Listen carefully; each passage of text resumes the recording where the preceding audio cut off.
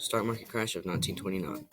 As consumer confidence vanished in the wake of the stock market crash, the downturn in spending and investment led factories and other businesses to slow down production and construction and begin firing their workers.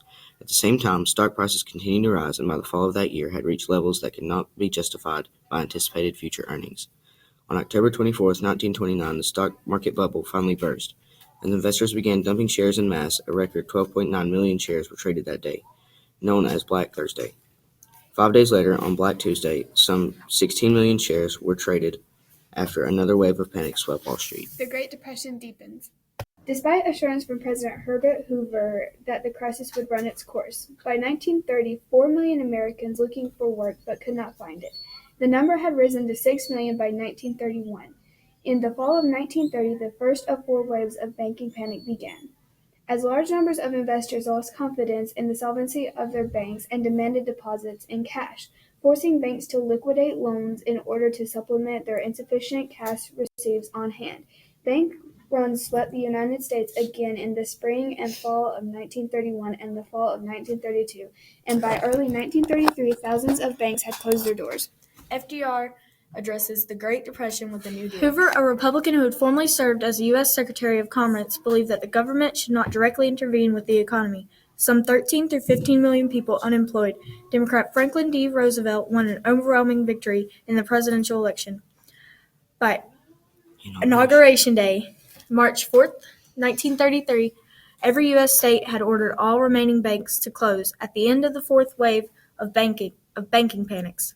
And the U.S. Treasury did not have enough money to pay all government workers. Nonetheless, FDR projected calm energy and optimism, famously declaring that the only thing we have to fear is fear itself. The Dust Bowl. The Dust Bowl. Ranchers and farmers in the 19th and early 20th centuries, driven by American agricultural ethics of expansion and a sense of autonomy from nature, aggressively exploited the land and set up the region for economic disaster. Most early settlers used the land for livestock grazing until agricultural mechanization combined with high grain prices during World War I enticed farmers to plow up millions of acres of natural grass cover to plant. In response to federal government mobilized several New Deal agencies, principally the Soil Conservation Service, formed in 1935 to promote farm rehabilitation. Working on local level, the government instructed farmers to plant trees and grass to anchor the soil, to plow and trace and contour patterns to hold rainwater, and to allow portions of farmland to lie fallow each year so the soil could regenerate.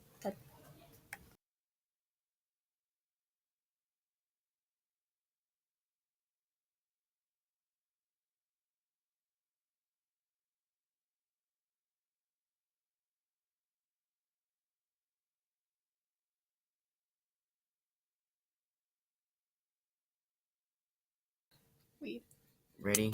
The Great Depression and Dust Bowl has a big effect on not only the people but the country as well. Thanks for watching. Bye!